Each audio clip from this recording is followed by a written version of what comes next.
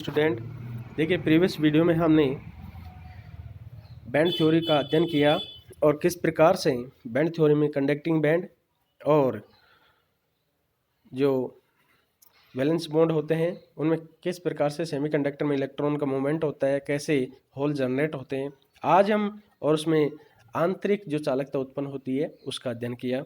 आज हम अध्ययन करेंगे अर्धचालकों की बाह्य चालकता, एक्सट्रिंसिक कंडक्टिविटी ऑफ सेमीकंडक्टर। देखिए, किसी अर्धचालक की चालकता में अशुद्धियों से भी वृद्धि होती है। इस प्रकार से बढ़ती हुई चालकता को बाह्य चालकता कहते हैं। ये दो प्रकार की होती है। एन टाइप कंडक्टिविटी, किसी अर्धचालक में इलेक्ट्रॉन समृद्ध अशुद्धि को मिलाने से, इलेक्ट्रॉन समृद्ध अशुद्धि का मतलब है कि जिसमें इलेक्ट्रॉनों की संख्या ज़्यादा हो उस धातु की अपेक्षा। जिस धातु में अपन दूसरा जो धातु मिला रहे हैं उसमें इलेक्ट्रॉन उससे अधिक होने चाहिए। मिलाने से अर्धचालक में ऋणावेश की वृद्धि हो जाती है, क्योंकि इलेक्ट्रॉन ज़्यादा होंगे तो इलेक्ट्रॉन पर ऋणावेश होता है, तो ऋणावेश की वृद्धि होगी। और जिसमें n प्रकार N4 नेगेटिव चार्ज के अर्धचालक बनते हैं। उदाहरण के लिए जर्मेनियम क्रिस्टल में जरा सी आर्सेनिक की अशुद्धि मिला दी जाए तो उसकी चालकता में बहुत वृद्धि हो जाती है। इसे हम अगले प्रकार से समझ सकते हैं। देखिए, जर्मेनियम, गैलियम, जर्मेनियम, तो गैलियम 31, जर्मेनियम 32 और गैलियम जर्मेनियम के ये जो परमाणु हैं इनका जो अगर हम वर्ग की बात की जाए तो ये 13वें वर्ग के जो ये एलिमेंट हैं, बोरोन, एल्युमिनियम, गैलियम, ये जो एलिमेंट हैं ये इसी के हैं। तो 13 वाला है ये। आर्सेनिक अशुद्धि मिलाने से क्रिस्टल का कोई जर्मेनियम परमाणु आर्सेनिक परमाणु से विस्थापित हो जाएगा। प्रत्येक जर्मेनियम परमाणु के पास 4 संयोजकता इलेक्ट्रॉन होते हैं, क्योंकि ये कार्बन वाला carbon silicon germanium, boron aluminium silicon, boron aluminium और गैलियम ये एलिमेंट है, और उधर कार्बन सिलिकॉन जर्मेनियम एलिमेंट है। तो गैलियम जर्मेनियम 31, 32 और ये तो इनका परमाणु क्रमांक है। इनका वर्ग 13 और 14 है। तो 13वें वर्ग का गैलियम है, 14वें वर्ग का जर्मेनियम है। इसका यह अतिरिक्त इलेक्ट्रॉन संयुक्त पट्टी में नहीं जा सकता है, क्योंकि आर्सेनिक परमाणु के पास 5 संयोजी इलेक्ट्रॉन होते हैं। आर्सेनिक जो है 15 वर्ग का एलिमेंट है। नाइट्रोजन, फास्फोरस, आर्सेनिक, सेलेनियम, ये किसके हैं? नाइट्रोजन, फास्फोरस, आर्सेनिक, ये 15 वर्ग का एलिमेंट है। संयोजकता इलेक्ट्रॉन 5 हैं इसमें, जबकि जर्मेनियम में संयोजक इलेक्ट्रॉन 4 हैं, गैलियम में 3 होते हैं। इनका यह अतिरिक्त इलेक्ट्रॉन संयोजकता पट्टी में नहीं जा सकता, अतः यह धनावेशित आर्सेनिक परमाणु के चारों ओर एक बहुत अधिक त्रिज्या वाले कम लगभग 0.01 इलेक्ट्रॉन वोल्ट होती है। अतः वह थोड़ी सी ऊर्जा पाकर उत्तेजित होकर संयोजकता पट्टी से चालन पट्टी में जा सकता है। इस प्रकार चालकता पट्टी के एकदम नीचे इलेक्ट्रॉनों की एक पट्टी बन जाती है। आर्सेनिक परमाणु क्योंकि इलेक्ट्रॉन देते हैं, अतः इनकी अशुद्धि को दाता अशुद्धि, डोनर इम्प्योरिटी कहते हैं। तो देखिए यहाँ डायग्राम है कि गैलियम में एक आर्सेनिक एलिमेंट को दिया गया है, तो एक अतिरिक्त, क्योंकि बराबर के जो इलेक्ट्रॉन है वो बैलेंस होते हैं, एक अतिरिक्त इलेक्ट्रॉन आता है। तो जैसे अतिरिक्त इलेक्ट्रॉन आता है तो अतिरिक्त धनावेश बन जाता है। वहाँ से जैसे आर्सेनिक में से जाएगा इलेक्ट्रॉन तो वहाँ तो धनावेश उत्पन्न हो जाएगा और बैंड में एक इलेक्ट्रॉन।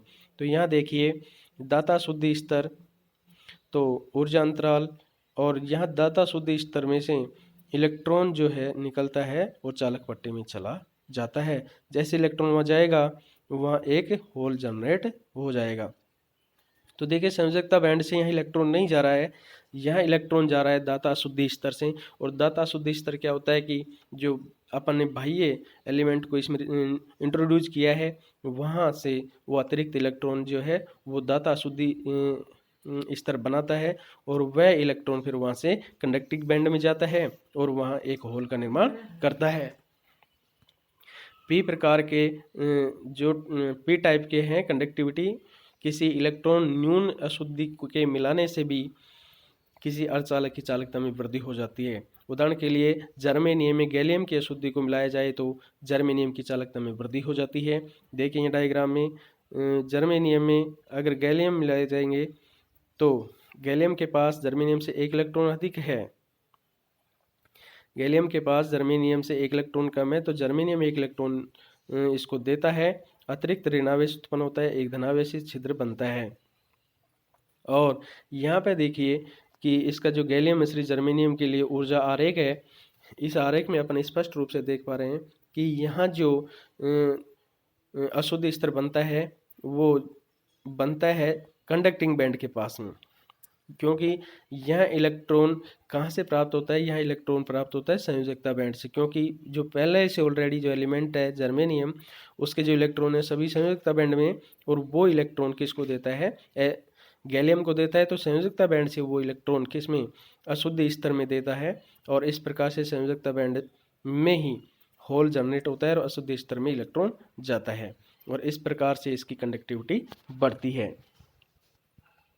जबकि अगर आर्सेनिक को मिलाया जा रहा था तो वह जो अशुद्ध स्तर है वो बनता है कंडक्टिंग बैंड के पास में, जबकि अगर एक इलेक्ट्रॉन कम वाला अशुद्धि वाला एलिमेंट मिलाया जाता है तो आपका जो अशुद्धि अर्थात यहाँ जो पाता अशुद्धि स्तर है, रिसेप्टर जो इम्प्योरिटी एनर्जी लेवल है वो जनरेट होता है कंडक्टिव बैंड के पास में। इसी प्रकार अर्धचालक को हम पी प्रकार का अर्धचालक कहते हैं, और इस प्रकार की अशुद्धि को ग्राही अशुद्धि कहा जाता है। गैलियम में संयोजकता इलेक्ट्रॉनों की संख्या 3 होती है, अतः यह 4 जर्मेनियम परमाणु से चतुष्फल के आकार में जुड़ता है, तो संयोजक पट्टी से एक इलेक्ट्रॉन ग्रहण कर लेता है, अतः संयोजक पट्टी में एक छिद्र बन जाता है। यदि कोई अन्य इलेक्ट्रॉन इस छिद्र को भर दे तो उस इलेक्ट्रॉन के स्थान पर छिद्र बन जाएगा और ये क्रम क्रिस्टल के अंत तक चलता जाता है। अतः संयोजक पट्टी में बिल्कुल ऊपर इस ग्राही अशुद्धि के कारण एक अन्य ऊर्जा स्तर बन जाता है। इस आयनीकरण की भी ऊर्जा कम होती है, अतः कमरे के ताप पर भी ये संपन्न हो जाता है।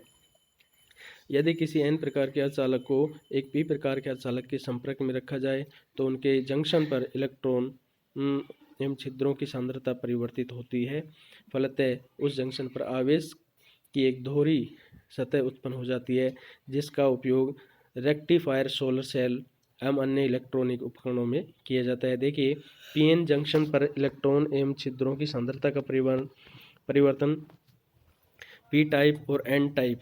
देखिए छिद्रों की जो सांद्रता है वो पी टाइप में ऊपर है, जबकि एन टाइप में इलेक्ट्रॉनों की सांद्रता नीचे है।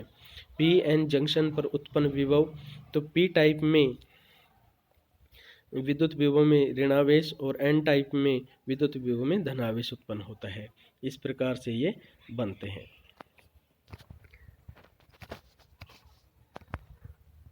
जब एक छिद्र होल H+ व एक इलेक्ट्रॉन E- संयुक्त होते हैं तो प्रकाश उत्पन्न होता है। पीएन डायोड के प्रकाशित होने की यही क्रिया विधि है। देखिए स्टूडेंट्स, पीएन डायोड अपन डायोड पढ़ते हैं कि बहुत ही ऐसा इंस्ट्रूमेंट है ये जो हर एक फिजिकल इंस्ट्रूमेंटों में काम में लिया जाता है। पीएन डायोड और चालकता पर अब ताप का प्रभाव। चालकों एवं अर्धचालकों की चालकता पर ताप का विपरीत प्रभाव पड़ता है।